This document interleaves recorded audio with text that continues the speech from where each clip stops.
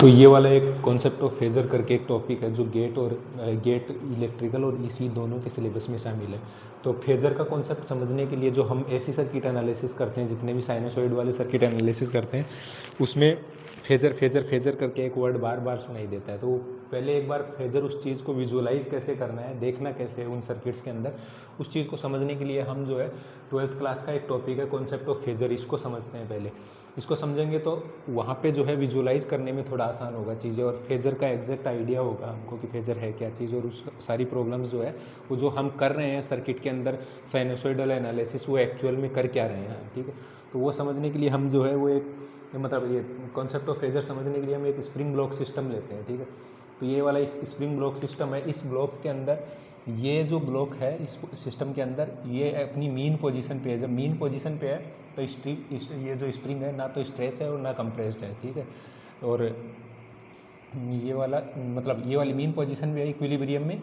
तो हम क्या करते हैं, इसको इक्विलिब्रियम से इस ब्लॉक को जो है किसी एक्स डिस्टेंस पे थोड़ा सा डिस्प्लेस करके, इस ब्लॉक को एक्स डिस्टेंस पे डिस्प्लेस करके छोड़ दे। ये एक्स इक्वल टू मान लेते हैं कुछ है, यहाँ पे डिस्प्लेस करके छोड़ते हैं। तो जैसे ही यहाँ पे डिस्प्लेस करके छोड़ेंगे तो क्या ये कहा जाए कि स्प्रिंग जो होगी ये वाली, ये जो स्प्रिंग होगी ये स्ट्रेच होगी, और जब भी स्प्रिंग स्ट्रेच या कंप्रेस होती है तो वो जो है वो ऑब्जेक्ट के ऊपर फोर्स अप्लाई करती है। तो यहाँ पे स्ट्रेच है तो स्प्रिंग फोर्स की टेंडेंसी क्या होती है, तो ये अगर स्ट्रेच कर रखा है तो ये जो ऑब्जेक्ट इसको स्ट्रेच कर रहा है वो स्प्रिंग उसको वापस अपनी मीन पोजीशन में लाने की कोशिश करेगी। ठीक है, तो ये वाला ब्लॉक जो इसको हमने एक्स डिस्टेंस पे डिस्प्लेस करके छोड़ा है इस पर्टिकुलर टाइम पे, किसी टी इक्वल टू टी पे मान ले रहे हैं, ये ब्लॉक जो है वो किसी एक्स डिस्टेंस पे है। एक्स डिस्टेंस पे है तो इस ब्लॉक का जो फ्री बॉडी डायग्राम बोलते हैं एफ वी डी।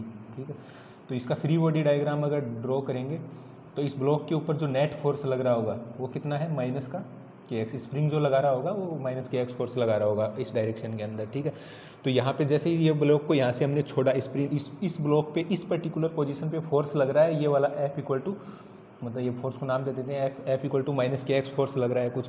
तो इसकी वजह से ये ब्लॉक जो है वो क्या होगा, इस डायरेक्शन में मूव करना शुरू होगा। फोर्स अगर लग रहा है तो धीरे धीरे जो है इधर इस डायरेक्शन में एक्सेलरेट होगा। ठीक है, एक्सेलरेट होगा तो क्या होगा, इसका वेलोसिटी बढ़ेगा, और वेलोसिटी बढ़ेगा तो ये ब्लॉक इस डायरेक्शन में वापस से चलना शुरू करेगा। इस डायरेक्शन में अगर चलना शुरू करेगा तो हम ये बोल सकते हैं कि जैसे जैसे जैसे इस डायरेक्शन में चल रहा होगा ये एक्स कम हो रहा होगा। एक्स कम हो रहा होगा तो मतलब इस फोर्स का मैग्नीट्यूड कम हो रहा होगा। फोर्स लग रहा है इधर में लेकिन इसका मैग्नीट्यूड कम हो रहा है, मैग्नीट्यूड कम हो रहा है लेकिन फोर्स इधर में लग रहा है, तो क्या होगा, ब्लॉक जो है वो एक्सिलरेट हो रहा होगा, मतलब उसका वेलोसिटी बढ़ रहा होगा। तो जब जब ये ब्लॉक इस पोजीशन पे आ जाएगा, जब ये ब्लॉक अपनी इस वाली पोजीशन पे वापस आ रहा होगा, तब क्या होगा, इस वाली पोजीशन पे जैसे ब्लॉक आएगा उस टाइम पे फोर्स जीरो हो जाएगा। फोर्स जीरो हो गया, लेकिन इस यहाँ से यहाँ तक फोर्स इस डायरेक्शन में था, और जब भी किसी ऑब्जेक्ट पे फोर्स लगता है तो वो लगातार एक्सिलरेट होता है। तो यहाँ से यहाँ तक ये एक्सिलरेट हो रहा था, एक्सिलरेट हो रहा था, यहाँ पे कुछ वेलोसिटी मिल गया होगा ना इसको। फोर्स जीरो हो गया तो इसका मतलब नहीं है कि रुक जाएगा, ये फोर्स लग गया तो यहाँ पे वेलोसिटी जो है इस डायरेक्शन में होगा, इस एक्सिलरेशन इसका जीरो हो गया। तो उस वेलोसिटी की वजह से क्या होगा, ये ब्लॉक जो है यहाँ पे अपनी मीन पोजीशन पे आया किसी v इक्वल टू वेलोसिटी के बराबर में, और साथ में ये वाली इस पोजीशन पे जो है वो रुक नहीं पाएगा तो अब इस डायरेक्शन में मूव करेगा। और जैसे इस डायरेक्शन में मूव करेगा तो ये जैसे इस डायरेक्शन में मूव करेगा तो स्प्रिंग क्या होगी, अब कंप्रेस होना शुरू होगी। जैसे स्प्रिंग कंप्रेस होगी तो स्प्रिंग क्या करती है, अब कंप्रेस हो रही है तो वो पुश करेगी, है ना। तो जैसे ही ये अपनी mean position x equal to zero से पार कर रहा होगा, यहाँ पे v वेलोसिटी है ना, जैसे ही पार कर रहा होगा तो स्प्रिंग फोर्स जो है अब इस डायरेक्शन में लग रहा होगा। फॉर ये वाला जो इसको मान लेता हूँ x ग्रेटर दैन जीरो है ना, और ये वाला x लेस देन जीरो। तो यहाँ पे जो है इस डायरेक्शन में जो है मतलब जैसे ये ब्लॉक इस डायरेक्शन में मूव करना शुरू होगा, अब स्प्रिंग जो है इस ब्लॉक पे जो फोर्स लगा रही होगी वो इसको इधर में पुश कर रही होगी माइनस के एक्स फोर्स के साथ में। ठीक है, अब ब्लॉक का वेलोसिटी इधर में है, फोर्स इधर में, यहाँ पे किधर था, यहाँ पे किधर में था, यहाँ पे वेलोसिटी भी इधर में था और फोर्स भी इधर में था यहाँ से जब चलना शुरू किया तो। ठीक है, तो जैसे ये ब्लॉक मान लेते हैं कि जहाँ से फोर्स लगना शुरू हुआ इस पोजीशन पे, जैसे ही आगे चलना शुरू हुआ फोर्स ब्लॉक पे इस डायरेक्शन में लगना शुरू हुआ, तो अब जो वेलोसिटी जो था इस डायरेक्शन में वो उस पर एक्सेलरेशन अपोजिट डायरेक्शन में है। अपोजिट डायरेक्शन में तो ये ब्लॉक जो है वो धीरे धीरे उसका वेलोसिटी कम होना शुरू होगा, और कम होना शुरू होगा तो किसी एक position x equal to x पे आके जो है ये वाला ब्लॉक के ऊपर इसका वेलोसिटी जो धीरे धीरे कम हो रहा था वो वेलोसिटी हो जाएगा जीरो। लेकिन उस जब इसका वेलोसिटी जीरो हो जाएगा तब क्या फोर्स जीरो हो जाएगा? नहीं, क्योंकि मीन पोजीशन से एक्स जो है वो कुछ ना कुछ होगा, और कुछ होगा तो कुछ ना कुछ फोर्स उस पर इस डायरेक्शन में लग रहा होगा। यहाँ पे जब था तो इस पर फोर्स लग रहा था इधर, जब यहाँ मीन पोजीशन पे आया फोर्स जीरो, यहाँ होगा तो फोर्स लग रहा होगा इधर में। तो ये ब्लॉक जो यहाँ पे रुक गया है, लेकिन फोर्स तो इधर लग रहा है ना अभी भी। तो अब ये जो वेलोसिटी यहाँ जीरो हो गया, अब ये वापस से इस डायरेक्शन में आना शुरू करेगा, और वापस से इस डायरेक्शन में आना शुरू होगा तो क्या होगा? एक्स जो है वो फिर से कम हो रहा होगा, तो ये फोर्स का वैल्यू जो है फिर से कम हो रहा होगा, फिर से कम हो रहा होगा, लेकिन इसका वेलोसिटी तो बढ़ रहा होगा ना अभी, क्योंकि फोर्स इधर में है, यहाँ वेलोसिटी जीरो था, तो फिर से धीरे धीरे बढ़ेगा, तो फिर से ये ब्लॉक यहाँ पे आएगा तो कुछ ना कुछ वेलोसिटी होगा, और यहाँ कुछ ना कुछ वेलोसिटी होगा, फोर्स जीरो हो गया। अब जैसे ये ब्लॉक आगे की तरफ जाएगा फिर से फोर्स इधर लगना होगा, और यही वाला सिस्टम जो है पूरा चलता रहेगा। तो इस सिस्टम का, इस वाले सिस्टम का जो मतलब इसमें जो एफ बी डी बनाया हमने, एफ इक्वल ये वाला माइनस ये वाला डायग्राम, इस वाले डायग्राम में थोड़ा मैथमेटिकल कैलकुलेशन करके हम ये देखना चाह रहे हैं कि ये जो इसका डिस्प्लेसमेंट है वो टाइम के साथ किस फंक्शन के हिसाब से वेरी हो रहा है, ठीक है। तो ये एफ इक्वल टू कितना हुआ? माइनस का के एक्स, ये जो फोर्स है इसको रिस्टोरिंग फोर्स बोलते हैं, और ये एफ बराबर कितना होता है? M a equal to minus का के एक्स। तो यही वाली कैलकुलेशन थोड़ी और एक्सटेंड करेंगे तो एम क्या होगा? ये देखो एक ही डायरेक्शन, मतलब एक एक्सिस के अलोंग मूव, और एक्स मतलब हम जो है वन डायरेक्शन मोशन नहीं है, ये है तो दोनों डायरेक्शन में, लेकिन एक्स एक्सिस ही इन्वॉल्व है सिर्फ, ठीक है, वर्टिकल में कोई मूवमेंट नहीं है इसका। तो एक्सेलरेशन भी जो है इसका एक्स डायरेक्शन में ही है, या कभी पॉजिटिव कभी नेगेटिव, है ना। तो ये इसको क्या लिख सकते हैं? D square x by d t square equal to minus का के एक्स, ठीक है। तो ये क्या बना? M d square x by d t square plus का k x equal to zero. तो ये बना differential equation d square x by d t square plus k by m x equal to zero.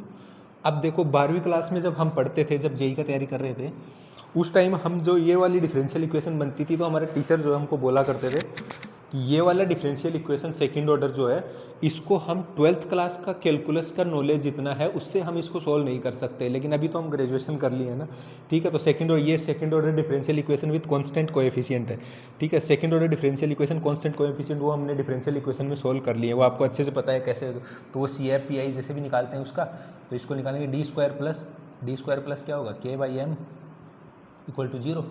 तो d क्या निकल के आएगा यहाँ से? तो यहाँ से जो है वो डी निकल के आएगा क्या? Square root of k by m times iota, और minus iota times square root of k by m. तो ये वाली इक्वेशन को सोल्व करके अब ये वाले जब भी रूट जो है वो आयोटा की फॉर्म में, इस वाले फॉर्म में होते हैं, तो सॉल्यूशन जो है वो किस तरह का होगा? अब यहाँ पे सॉल्यूशन किस के लिए सोल्व कर रहे हैं? एक्स के लिए सोल्व कर रहे हैं, किसी टी इक्वल टू टी पे, मतलब ये ब्लॉक जो है किसी टी इक्वल टू टी पे जो, मतलब ये ब्लॉक जैसे मूव कर रहा है तो किसी फंक्शन के हिसाब से, तो इसका वेरिएशन जो है वो हम एनालाइज करेंगे ना, वो फंक्शन निकालना चाह रहे हैं। तो किसी टी इक्वल टू टी पे जो है, मतलब इसका पोजीशन मान लो एक्स टी होगा, उसको वो उसका मोशन जो है ये डिफरेंशियल इक्वेशन गवर्न करेगी। तो ये इसका सॉल्यूशन क्या होगा? ए टाइम्स कोस ये वाला t root k by m t plus b times sine root k by m t, ठीक है। अब इसको a square by p square से डिवाइड करेंगे और मल्टीप्लाई करके इसको सॉल्व करेंगे, तो ये फाइनल इक्वेशन जो है ये हमारे यहाँ ये इसको हम मान ले रहे हैं B1 B2। ए जो है वो हमने उसका मैक्सिमम एम्पलीट्यूड लिया है ना। तो ये वाली डिफरेंशियल इक्वेशन को फाइनली, जब ए वाले इक्वेशन को फाइनली एक साइन की या एक कोस की फॉर्म में लेके आएंगे, तो ये जो है A sine omega t plus five की फॉर्म में आंसर इसका निकल के आएगा, ठीक है, एक्स टी इक्वल टू। तो ये वाली जो इक्वेशन है, ये वाली इक्वेशन जो है ए साइनोसॉइड जो है, A sine omega t plus five, ये इस ब्लॉक की मोशन को, मतलब इस ब्लॉक का जो है टाइम के साथ में जो टाइम के साथ में डिस्प्लेसमेंट जो होगा वो किस फंक्शन के हिसाब से वेरी होगा, वो इसके हिसाब से वेरी होगा। और जब ये वाला फंक्शन जो है, मतलब कोई भी मोशन जो इस वाली इक्वेशन से गवर्न की जाती है ना, तो उसको हम बोलते हैं सिंपल हार्मोनिक मोशन। मतलब ये वाला ब्लॉक जो है वो एसएचएम परफॉर्म कर रहा है, ये एसएचएम की इक्वेशन होती है, ठीक है, सिंपल हार्मोनिक मोशन परफॉर्म कर रहा है। अब देखो यहाँ तक ये वाला सिर्फ इतना हम इसलिए किए हैं, एक बार 12th वाली चीज़ रिकॉल हो जाए। अब हम फेजर का कॉन्सेप्ट देखेंगे असली। अब देखो फेजर का कॉन्सेप्ट है क्या, फेजर है क्या एक्चुअल में, कि ये जितनी भी सिंपल हार्मोनिक मोशन की, ये जो सिंपल हार्मोनिक मोशन की इक्वेशन है ना, इस वाली इक्वेशन से हम इस ब्लॉक का सब कुछ बता सकते हैं। जैसे इस ब्लॉक का t इक्वल टू 1 सेकेंड पे जो है, t इक्वल टू 1 सेकेंड पे ये ब्लॉक जो है इसका मीन पोजीशन से डिस्प्लेसमेंट कितना होगा, उसमें t इक्वल टू 1 डालेंगे, फाई और ओमेगा हमारे पास पता है, और ए एम्पलीट्यूड जो है मैक्सिमम एम्पलीट्यूड दिया होगा वो भी पता है। तो यहाँ से x हमको किसी t इक्वल टू टी पे मिल जाएगा। ऐसे ही वेलोसिटी निकालना होगा तो उसको डिफरेंशिएट कर देंगे, किसी t इक्वल टू 2 पे एक्सेलरेशन निकालना होगा तो डिफरेंशिएट कर देंगे दूसरी बार वेलोसिटी को। ठीक है। तो मतलब उस इक्वेशन से, इस फंडामेंटल इक्वेशन से इस ब्लॉक के बारे में इसकी पूरी डायनामिक्स गवर्न कर सकते हैं, ठीक है। तो इस ब्लॉक की जितनी भी मतलब डायनामिक्स उस ब्लॉक से गवर्न कर सकते हैं। अब फेजर में क्या है, फेजर क्या चीज़ है, वो चीज़ एक्सप्लेन करने के लिए हम पहले एक बेसिक फंडामेंटल कॉन्सेप्ट पढ़ते हैं। अभी आप याद रख लो कि ये वाली ए साइन ओमेगा टी जो है ये किसकी, एसएचएम की इक्वेशन है। यही देखना, हम जो साइनोसॉइड वाला एनालिसिस करते हैं नेटवर्क में, वहाँ पे A sine omega t 12 sine omega t plus 45 इस तरह की वोल्टेज नेटवर्क के क्रॉस लगी हुई होती है। फिर हम फेजर बोलते रहते हैं, बार बार उसको समझते हैं। अब इस तरह की इक्वेशन है ना, इसको या तो इस डायनामिक्स को ऐसे सोल्व कर लो, या फिर इसको इस एसएचएम की जितनी भी मतलब प्रॉब्लम्स है, उन सारी प्रॉब्लम्स को हम यूनिफॉर्म सर्कुलर मोशन, ये वाला ढंग से समझ लेना थोड़ा। यूनिफॉर्म मतलब एसएचएम की जितनी भी प्रॉब्लम्स है, उन सारी प्रॉब्लम्स को एसएचएम के वे में सोल्व करने के बजाय हम उनको यूनिफॉर्म सर्कुलर मोशन की फॉर्म में भी सोल्व कर सकते हैं। वो कैसे कर सकते हैं, वो थोड़ा समझना पड़ेगा। तो ये वाला समझ में आ गया होगा, उसको मैं एक बार वापस से एक्सप्लेन करता हूँ। ये इक्वेशन याद रखना, ये एसएचएम की इक्वेशन है, ठीक है।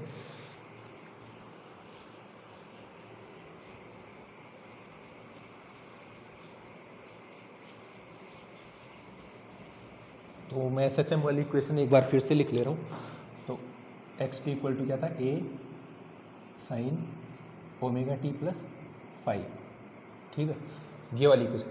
अब देखो इसमें अभी हमने देखा कि वो सारा इक्वेशन जो है x T V T U T सब ऐसे उस स्प्रिंग ब्लॉक सिस्टम का इस इक्वेशन से गवर्न कर सकते हैं। अब इसको अभी इस एसएचएम की इस इक्वेशन से सोल्व करने के बजाय हम यूनिफॉर्म सर्कुलर मोशन की फॉर्म में भी इसको ट्रांसफॉर्म कर सकते हैं। तो वो समझने के लिए एक बार देखते हैं।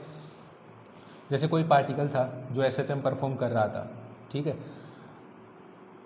ऐसे ही हम उसको बोला मैंने कि यूनिफॉर्म सर्कुलर मोशन से सोल्व कर सकते हैं। तो कैसे कर सकते हैं वो एक बार देख लेते हैं। जैसे कोई पार्टिकल है, वो यूनिफॉर्म सर्कुलर मोशन परफॉर्म, मान लेते हैं कोई पार्टिकल है, वो मास एम का यूनिफॉर्म सर्कुलर मोशन परफॉर्म कर रहा है ना। यूनिफॉर्म सर्कुलर मतलब मोशन का मतलब उसका ओमेगा जो है वो कांस्टेंट है, ठीक है। किसी ओमेगा स्पीड से जो है वो क्या कर रहा है, मतलब ये सर्कुलर मोशन परफॉर्म कर रहा है। तो हम मान लेते हैं किसी टी इक्वल टू टी पे जो पार्टिकल है ना, वो जो है वो इस वाले इंस्टेंट पे, इस वाले पे, ठीक है, इसको थोड़ा ऊपर ले लेते हैं। मतलब टी इक्वल टू टी पे ये पार्टिकल जो है घूम रहा है, किसी टी इक्वल टू टी पे मान लेते हैं ये पार्टिकल इस पोजीशन पे होगा। तो इस पोजीशन पे अगर ये टी इक्वल टू टी पे ये पार्टिकल इस पोजीशन पे है, इसका ये मैग्नीट्यूड जो है मान लेते हैं, इसका सर्कल का रेडियस कितना है, आर। तो ये वाला पार्टिकल जो सर्कुलर मोशन परफॉर्म कर रहा है, इस पार्टिकल का कोई यहाँ पे ऐसे वर्टिकल स्क्रीन लगी हुई है ना, इस वर्टिकल स्क्रीन पे इमेज लेते हैं। मान लो इधर से लाइट डाल रहे हैं ना, मतलब ये समझने के लिए है, ये कॉन्सेप्ट ही सिर्फ, ठीक है। इधर से कोई लाइट डाल रहे हैं तो क्या होगा, टी इक्वल टू टी पे ये पार्टिकल जो है वो सर्कुलर मोशन परफॉर्म कर रहा है। तो इस मूवमेंट पे इसकी इमेज जो है इस स्क्रीन पे कहाँ होगी, यहाँ पे। जैसे ये पार्टिकल इधर में मूव कर रहा है ना, ये तो सर्कुलर मोशन परफॉर्म कर रहा है, तो जैसे जैसे इधर में मूव कर रहा है तो हर एक मूवमेंट पे पार्टिकल जो है वो एक्चुअल में इधर में जा रहा है। इस वाली स्क्रीन पे जो इसका इमेज देखेंगे, वो वाला इमेज जो है वो इस डायरेक्शन में मूव कर रहा होगा, ठीक है। और जब पार्टिकल यहाँ होगा तब इसका इमेज कहाँ होगा, यहाँ पे होगा। अब जैसे ही पार्टिकल इस डायरेक्शन में आना होगा, जैसे ही ये पार्टिकल मान लो इस सेकंड क्वाड्रेंट में आया, ओमेगा से रोटेट कर रहा है ना, तो ये वाले पार्टिकल का मोशन जो इधर आ जाते टाइम जो इधर में मूव कर रहा था, अब वापस से जो है यहाँ जब आ रहा होगा तो यहाँ होगा, यहाँ जब आ रहा होगा तो यहाँ होगा, यहाँ जब आ रहा होगा तो यहाँ होगा, ठीक है। तो ये पार्टिकल इस डायरेक्शन में मूव कर रहा होगा। जब ये इस पोजीशन पे होगा तब यहाँ पे जो है इस स्क्रीन पे इसका इमेज जो है वो ये यहाँ वाली पोजीशन पे दिखेगा ना, इसका इस पॉइंट का इमेज यहाँ पे दिखेगा, ये वर्टिकल स्क्रीन, ठीक है। और जब इस वाले पार्टिकल में होगा, जब इस वाले क्वाड्रेंट में होगा, इस वाले क्वाड्रेंट में जो है मतलब मूव कर रहा होगा, तब क्या होगा, तब ये पार्टिकल जो है इस स्क्रीन पे दिखेगा जैसे इस डायरेक्शन में जा रहा है। जब यहाँ आया तो इस वाली पोजीशन पे आ गया, ठीक है। अब फोर्थ क्वाड्रेंट में फिर से ये ऊपर में जा रहा है, ये वाली इस डायरेक्शन में, तो ऐसा लग रहा है यहाँ से इधर में आया था थर्ड क्वाड्रेंट में, फोर्थ क्वाड्रेंट में एक बार फिर से ऊपर में जा रहा है। तो ये पार्टिकल पहले इधर में गया, फिर इधर में आया, और फिर इधर में आया, और फिर इधर में गया अपनी मेन पोजीशन पे, फिर से यही सिस्टम चालू हो गया। तो हम ये बोल सकते हैं ये पार्टिकल जो सर्कुलर मोशन यहाँ पे परफॉर्म कर रहा था, उसका इमेज अगर हम उस वाले इस वाले स्क्रीन पे लेते हैं तो ऐसा लग रहा है जैसे ये यहाँ पे जो है वो कोई स्प्रिंग ब्लॉक सिस्टम ले ले जिसका रेडियस, जिसका मैक्सिमम एम्पलीट्यूड जो है इसकी रेडियस के बराबर है। तो हम ये बोल सकते हैं कि वो जो स्प्रिंग ब्लॉक सिस्टम में जो ब्लॉक था वो एक्चुअल में जो है वो यहाँ पे ये पार्टिकल सर्कुलर मोशन कर रहा है, तो ये वाला ब्लॉक जो है वो क्या होगा, इस वाले स्क्रीन पे इसका इमेज जो है वो एसएचएम परफॉर्म कर रहा होगा, ठीक है। इसको ऐसे भी देख सकते हैं, ये वाला इक्वेशन जो है क्या बोलते हैं, ये SHM परफॉर्म कर रहा होगा, ठीक है। तो अब SHM परफॉर्म कर रहा होगा तो हम देखा था जितना भी ये A sin ओमेगा टी का इक्वेशन हम सोल्व कर रहे होते हैं, जितना भी जैसे नेटवर्क में एनालाइज कर रहे होते हैं, कभी वो इतने मतलब 10 एंगल 45 का वोल्टेज लगा हुआ है, फिर हम जो उसका फेजर ड्रॉ करते हैं, वो फेजर क्या होता है। अब ये पार्टी देखो, किसी भी t पे इस पार्टिकल का ओरिजिन के अबाउट जो पोजीशन बता रहा है ना, ये वाला वेक्टर जो होता है, किसी भी t पे इसका पोजीशन बता रहा है, इसको हम फेजर बोलते हैं। तो हम ये बोल सकते हैं कि कोई पार्टिकल जो SHM परफॉर्म कर रहा होता है, उसका फेजर जो है वो सर्कुलर मोशन परफॉर्म कर रहा है। जैसे वहाँ पे वो पार्टिकल जो है, जैसे यहाँ पे वाला सर्कुलर परफॉर्म कर रहा था, तो वहाँ पे SHM जैसा दिखा। तो वहाँ पे अगर कोई पार्टिकल SHM परफॉर्म कर रहा है, तो वो एक्चुअल में जो है यहाँ पे क्या परफॉर्म कर रहा होगा, सर्कुलर मोशन परफॉर्म कर रहा होगा। तो हम जब भी A sin ओमेगा टी का या फिर SHM की A sin omega T type की जितनी भी इक्वेशन आएगी ना, उनको SHM की तरह सोल्व करने के बजाय हम उनको फेजर बना के सोल्व करते हैं। तो फेजर क्या हो, कोई मतलब ये वाले किसी पार्टिकल की डायनामिक्स को गवर्न कर रहा है, तो वो वाला पार्टिकल जो है उसकी मोशन को हम यूनिफॉर्म सर्कुलर मोशन की हेल्प से एक्सप्लेन कर सकते हैं, ठीक है। तो उस यूनिफॉर्म सर्कुलर मोशन में इस पार्टिकल का पोजीशन किसी t पे जो है वो क्या है, क्या यहाँ से यहाँ तक का क्या होगा, ये x कोऑर्डिनेट होगा, ये वाला y कोऑर्डिनेट होगा। ये कितना t वो ओमेगा से एक्सप्लेन कर रहा था, तो ओमेगा t से मूव कर गया, तो ये वाला कितना आएगा, x इक्वल टू इसका y कंपोनेंट निकालेंगे तो वो y कितना आएगा, ये वाला r है, r और a जो है वो हमने बोला ना कि अगर इस पार्टिकल का जो मैक्सिमम एम्पलीट्यूड है r इक्वल टू a के बराबर है, तो ये वाला इक्वेशन आएगा a sin ओमेगा टी। अब इसमें यहाँ पे फाई भी था, फाई का मतलब है t इक्वल टू 0, इस पे डालोगे तो t इक्वल टू 0 पे पार्टिकल का पोजीशन, वो हमने मान लिया कि t इक्वल टू 0 पे पार्टिकल जो है वो एंगल 0 बना रहा था, तो ये वाला इक्वेशन आ गया, ठीक है। तो हम मतलब हमारा यहाँ समझने का मतलब था कि हम SHM की जितनी भी प्रॉब्लम्स होती है उनको यूनिफॉर्म सर्कुलर मोशन की हेल्प से सॉल्व कर सकते हैं। और यूनिफॉर्म सर्कुलर मोशन में इस पार्टिकल का ये वाला पोजीशन जो बताता है, वो ये वाले इस वाले पर्टिकुलर रोटेटिंग वेक्टर को हम फेजर बोलते हैं, ठीक है। तो हम जो वहाँ पे फेजर बनाते हैं ना बार बार में, जैसे अभी नेटवर्क का कोई प्रॉब्लम देखेंगे हम, जैसे मान लो नेटवर्क की एक प्रॉब्लम को यहाँ पे समझने की कोशिश करते हैं। जैसे मान लो मैंने 10 sin ओमेगा टी का एक वोल्टेज सोर्स लिया, ठीक है, और वो किसी रेजिस्टर है 1 ओम का, उस 1 ओम के रेजिस्टर को जो है के अक्रॉस इतना वोल्टेज अप्लाइड है, तो इस इतना वोल्टेज अप्लाइड है, तो ये 10 sin ओमेगा टी है, 10 sin ओमेगा टी है वोल्टेज अप्लाइड है। तो इस वोल्टेज का फेजर बनाएंगे, इस वोल्टेज का फेजर जो बनेगा एक्चुअल में, तो ये क्या है, साइन ओमेगा टी वाली इक्वेशन है। और मैंने बोला ना, जो ए साइन ओमेगा टी की इक्वेशन में जितनी भी फॉर्म में होती है ना, उन सारी की सारी इक्वेशंस को सोल्व कर सकते हैं हम यूनिफॉर्म सर्कुलर मोशन की हेल्प से, ठीक है। तो ये 10 sin ओमेगा टी वोल्टेज है, तो 10 sin omega T voltage applied है, तो इसका जो फेजर बनाएंगे वो कैसा बनेगा, 10 रेडियस का एक सर्कल बनेगा। ये क्या होगा, ये रेडियस 10 का एक सर्कल होगा जो किसी टाइम के साथ में जो है इसका ये जो फेजर वेक्टर है, मतलब ये जो वेलोसिटी वेक्टर होगा, वोल्टेज वेक्टर, ये वोल्टेज को गवर्न कर रहा है ना ये, तो किसी t इक्वल टू टी पे इसका वोल्टेज का जो फेजर होगा, मतलब ये फेजर क्या है, ये क्या है, SHM वाली इक्वेशन है ना, SHM वाली इक्वेशन को यूनिफॉर्म सर्कुलर मोशन के अंदर ट्रांसफॉर्म करके सोल्व करेंगे सारा। तो ये वाला जो है ये फेजर, ये एक्चुअल में जो ओमेगा हम बोलते हैं ना, वो ओमेगा जो है इस फेजर का रोटेशन है, वो रोटेशन का स्पीड है, ठीक है। फेजर जो ये घूम रहा है ना यूनिफॉर्म सर्कुलर मोशन में, उसका स्पीड है, एंगुलर वेलोसिटी, ठीक है। तो 10 किसी t इक्वल टू टी पे मान लेते हैं ये वोल्टेज जो अप्लाइड है, मतलब वो कुल मिला के वोल्टेज का जो फेजर है, जिसको हमने इस वाली फॉर्म में ट्रांसफॉर्म किया है, वो कुछ इस तरीके का दिखेगा, ठीक है। अब मान लो ये तो ये तो हमने सिर्फ वोल्टेज का बनाया, ये वोल्टेज। अब मान लो इसमें 1 ओम रेजिस्टर के अक्रॉस जो है वो हमने करंट ये वाला वोल्टेज अप्लाई कर रखा, तो इसमें से करंट कितना फ्लो होगा, वो होगा 10 sin ओमेगा टी। मान लेते हैं ये 1 ओम नहीं 2 ओम है, ये 10 sin omega T divide by 2, तो आई कितना होगा 5 sin omega T, 5 sin omega T, तो आई कितना होगा 5 sin ओमेगा टी। अब देखो इस वाले में वोल्टेज का फेजर जो है वो ये वाला बना है, और ये वाला जो है ये वाला वेक्टर पर्टिकुलरली ओमेगा स्पीड से रोटेट कर रहा है, ओमेगा से रोटेट कर रहा है। तो ये वाला आई जो अप्लाई किया है, इसमें आई का फेजर जो ड्रॉ करेंगे, आई का फेजर भी सेम ही, मतलब आई का जो है ये वाला एक अपने में फेजर है, ये भी तो एक अपने में फेजर है, क्योंकि ये भी तो SHM वाली इक्वेशन है, ये भाई SHM वाली इक्वेशन है, तो इसका फेजर ड्रॉ करेंगे तो वो कैसा होगा, वो भी सेम ही ऐसा होगा।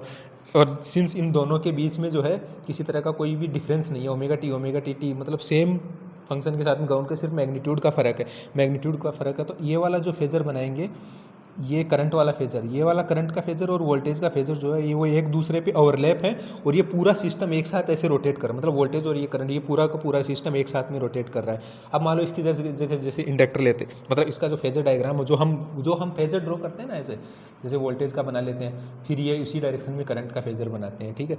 वो एक्चुअल में वो ऐसा सर्कल वहाँ पे इसलिए नहीं बनाते हैं क्योंकि देखो यहाँ पे 2 एलिमेंट आए ना, तो 2 सर्कल बन गए।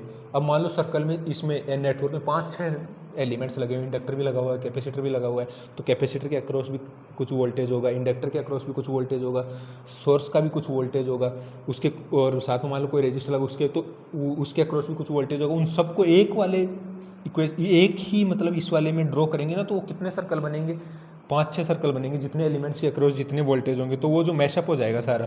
तो हम जो फेजर बनाते हैं ना, उनमें सीधा सीधा हम इस तरह से एक एरो ले लेते हैं और ये सर्कल को भूल जाते हैं, और ये मान के चलते हैं कि वो एक्चुअल में जो है ये इस सर्कल में मूव कर रहा है, ये इस सर्कल में मूव कर रहा है ना।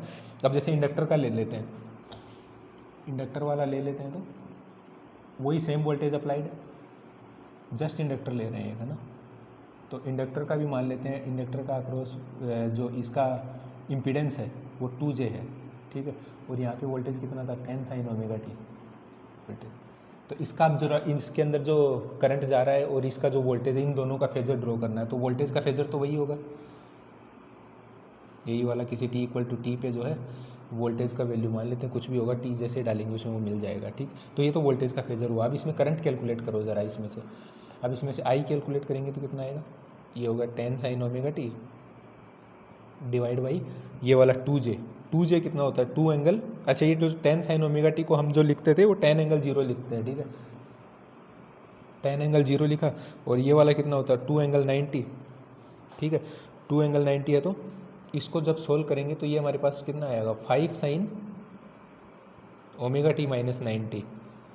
ओमेगा टी माइनस 90 का मतलब ये वाला जो वोल्टेज का फेजर जो था, वो वोल्टेज वाले का फेजर कितना 10 sin ओमेगा टी, और ये है 10 sin ओमेगा टी माइनस 90।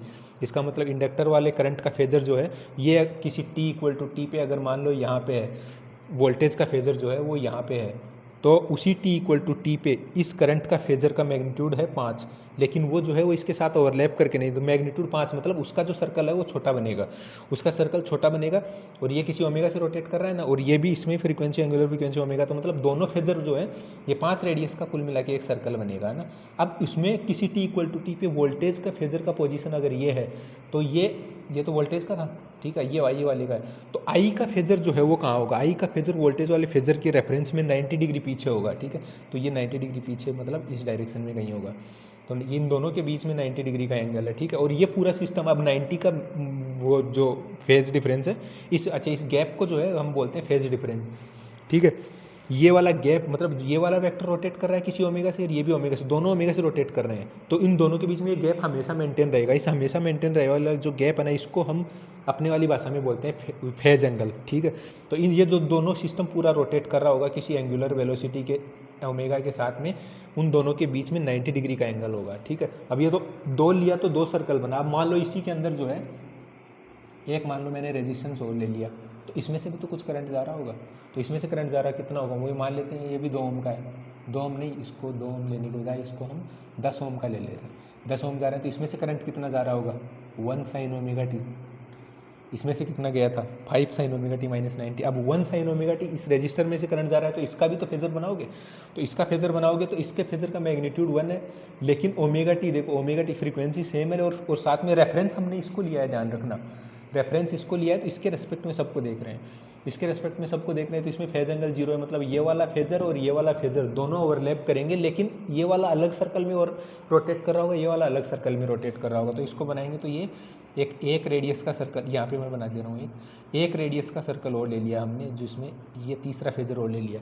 अब मान लो ऐसे बड़ा नेटवर्क होगा तो इस सर्कल को बनाएंगे, इस वाले डायग्राम फेजर को ड्रॉ करेंगे तो ये कैसा मैशअप लगेगा। इसलिए हम जो इलेक्ट्रिकल में पढ़ते हैं ना, कहीं पे भी जब फेजर ड्रॉ करते हैं तो सर्कल को नहीं लेते हैं, क्यों, क्योंकि दो एलिमेंट लेके इतना मैशअप हो गया, सारा एक साथ मिलेंगे तो कितना मैशअप होगा, तो वो हमको इनहेरेंटली मान के चलना होता है कि ये सारा फेजर जो ड्रॉ कर रहे होते हैं ना, वो हम फेज डायग्राम, वो फेज डायग्राम ऐसा नहीं है कि वो स्टैटिक, वो किसी इंस्टेंट का फेज डायग्राम होता है, और वो पूरा सिस्टम जो है किसी ओमेगा से रोटेट कर रहा होता है, ठीक है। तो यहाँ पे 3 थे, तीनों का ये तो सिर्फ करंट के बनाए हैं ना। अभी इनके अगर वोल्टेज का फेजर बनाएंगे तो जैसे ये वोल्टेज का था, ये करंट का था, अभी इनके अंदर मान लो वोल्टेज सब एलिमेंट्स के अक्रॉस, ये तो पैरेलल में तो सेम ही वोल्टेज है इनके अक्रॉस, तो यही हो गया। मान लो इसमें सीरीज में भी और एलिमेंट होता तब इसके अक्रॉस वोल्टेज कुछ और होता, इसके अक्रॉस वोल्टेज कुछ और होता, नहीं इन दोनों के अक्रॉस तो सेम ही होता, तो उन दोनों का फेजर अलग से ड्रॉ करते, ठीक है। तो वो काफ़ी मैसअप वाला लगता है, इसलिए हम क्या करते हैं, जो अब जब जितनी भी हम इलेक्ट्रिकल वाली प्रॉब्लम सोल्व करते हैं उनमें हम जितना भी फेजर ड्रॉ करते हैं ना, वो सिंपली देखो कभी ये ऐसा ड्रॉ करते हैं, फिर ये ऐसे ड्रॉ करते हैं, फिर ऐसे ड्रॉ करते हैं, वो किसी एक रेफरेंस के बराबर में देख रहे होते हैं, वो होते एक्चुअल में वो सारे ऐसे ही हैं, ठीक है। ये वाले सारे जो है ये होता ऐसे ही है, लेकिन उसको इजीली हम सोल्व करने के लिए एडिशन, क्योंकि अभी देखो उनका एडिशन सब्ट्रैक्शन भी करेंगे ना, जैसे मान लो दो वाले वोल्टेज जो है साइन को ऐड करेंगे, तो साइन को ऐड करेंगे तो एक तो ऐड करना है कि कंपोनेंट करके ऐड कर लें, वो हम आगे प्रॉब्लम सोल्व करेंगे तब देखेंगे। अब वो एक्चुअल में जो हम फेजर ड्रॉ करते हैं ऐसे वाला इस तरह का, वो इस एक्चुअल में वो रोटेटिंग फेजर होते हैं सारे किसी एक ओरिजिन के अबाउट अलग अलग सर्कल्स के अंदर। तो हम सारी कैलकुलेशन, अब उसमें क्या होता है, बहुत सारे साइन को एडिशन सब्ट्रैक्शन करना होता है साइनोसॉइड्स का, ठीक है। तो वो हम ऐसे बनाने के बजाय हम ऐसे बना के उसका वेक्टर एडिशन करते हैं, तो भी वो सेम ही आंसर, वेक्टर एडिशन में भी क्या होता है, वो कंपोनेंट का ही ऐड होकर फाइनल निकलता है, ठीक, तो वो सेम आंसर आता है। तो ये वाला फेजर का कॉन्सेप्ट था, जिसको एक बार मतलब इसमें समझने वाला हमारा ये था कि हम जो है कॉन्सेप्ट ऑफ फेजर से एक बार 12वीं के साथ चीज़ लिंक कर पाए, ये जो हमने उस टाइम एसएचएम पढ़ा था वो, और साथ में अभी जो साइनोसॉइड वाली प्रॉब्लम सॉल्व करते हैं उनमें फेजर जो बोलते रहते हैं उसका मतलब क्या होता है, ये सब मतलब ये सारा मैशअप जो है, इतना सारा मैशअप उस फेजर की जब प्रॉब्लम हम करना शुरू करते हैं, वो सोल्व तो कर ही लेंगे, नेटवर्क एनालिसिस की प्रॉब्लम से वो सोल्व तो हो ही जाएगा, लेकिन उसके पीछे की क्या कहानी है वो थोड़ा सा समझने के लिए थोड़ा एक्सप्लेन किया है, ठीक है। तो आगे वाले लेक्चर में हम इसकी प्रॉब्लम सोल्व करना शुरू करेंगे ऐसी वाली, जिसमें मतलब ये वाले वोल्टेज करंट अप्लाई होंगे, उनके फेजर डायग्राम कैसे ड्रॉ करते हैं वो सब भी देखेंगे, ठीक है। तो आज के लिए धन्यवाद।